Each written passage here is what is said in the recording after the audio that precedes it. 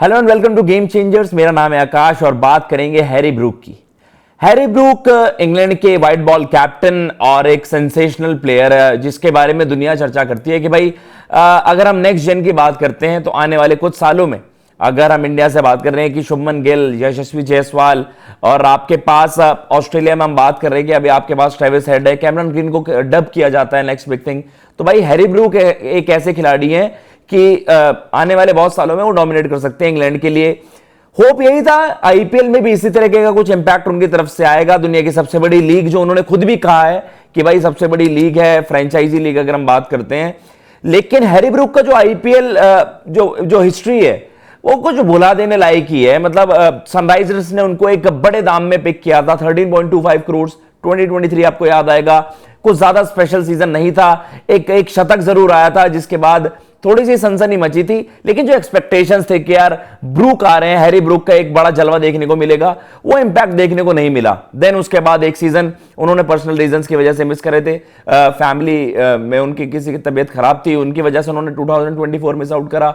And then 2025 mega auction में उनको pick किया गया दिल्ली के द्वारा 6 point something crore. And then उसके बाद हमने देखा कि उन्होंने फिर से आईपीएल आते आते बैकआउट कर लिया।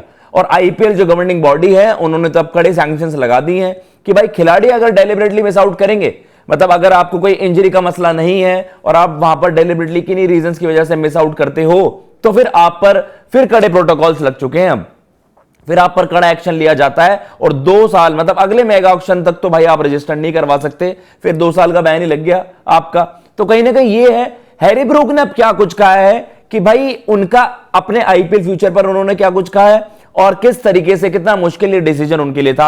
आपके सामने स्टेटमेंट चला देते हैं। ये जी हैरी ब्रूक ने रिसेंटली एक इंटरव्यू में वहां पर बात करी है। It was an incredibly difficult decision, एक बहुत ही मुश्किल डिसीजन था, एक बहुत ही ज्यादा मुश्किल फैसला था उनके लिए। The IPL is an amazing tournament, it's tough cricket with the best players in the world, the crowds and the atmosphere are amazing, it is the best franchise tournament in the world. तो सारी तारीफों के पुल तो बांध दिए उन्होंने IPL के। तो उन्होंने यही कहा कि I would love to play the IPL in the future. अब भाई 2 साल का तो आप पर बैन है, तो 27 अब आप वेट कर रहे हो कि एक तो आपकी तरफ से इस तरीके का डिसीजन था, एंड देन आप ये भी कह रहे हो कि I would love to play in the I would love to play the IPL in the future, but for the time being, the focus is on England duties. तो कहीं ना कहीं ये देखिए बोलने वाली बात है। अब शायद आगे आने फ्यूचर कब, अब आपकी व्हाइट बॉल कैप्टनसी की जो ड्यूटीज हैं वो अब आपको कंसिस्टेंटली वहां पर निभानी पड़ेगी। जब मौका था उस तरीके से डिलीवर नहीं कर पाए, तो वही है कि कुड हैव बीन कि हैरी ब्रूक का कुछ एक अलग इंपैक्ट हो सकता था आईपीएल में, उस तरीके का नहीं हुआ। कुछ पर्सनल रीजंस हैं, उन्हें आप मानते हैं, लेकिन देन खुद ही ऑप्ट आउट करना एंड देन खुद ही ये बोलना कि नहीं I would love to play IPL in future, तो कहीं ना कहीं वो बात ऐसी लगती है कि बस बोलने लायक लगती है। ऐसा लगता नहीं है कि ही इज इंटरेस्टेड। और लेकिन तारीफ तो उन्होंने बहुत करी कि सबसे बेस्ट प्लेयर्स खेलते हैं, सबसे हाई लेवल की क्रिकेट आईपीएल में होती है। तो कहीं ना कहीं वो है, खुद भी उन्होंने डिसअपॉइंट ही करा।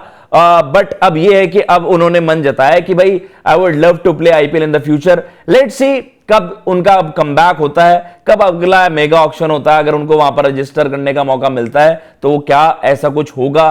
क्या हैरी ब्रूक कभी अब आपको आईपीएल में फीचर करते हुए नजर आएंगे? कभी कभार तो ऐसा होता है कि जब आप अपने करियर के बिल्कुल अंत में हो तब आप पिक कर लेते हैं कि हाँ अब कुछ ज्यादा बचा नहीं है, लेकिन उनके पास अभी काफी एज है और इंग्लैंड के उनको एक बड़ा सम्मान मिला है कि अब वो कप्तान भी है व्हाइट बॉल क्रिकेट में। तो कहीं ना कहीं ये है, लेट्स सी किस तरीके के फैसले उनकी तरफ से अब आते हैं या कब उन्हें मौका मिलता है दुनिया की सबसे बड़ी लीग में पार्टिसिपेट करने का। सब्सक्राइब टू जीसीटीवी प्लीज, हमारा नया चैनल, उस पर आपको सभी तरीके का कंटेंट मिल रहा है, तो प्लीज सपोर्ट करिएगा। मैं लेता हूं इजाजत। जय हिंद, जय भारत।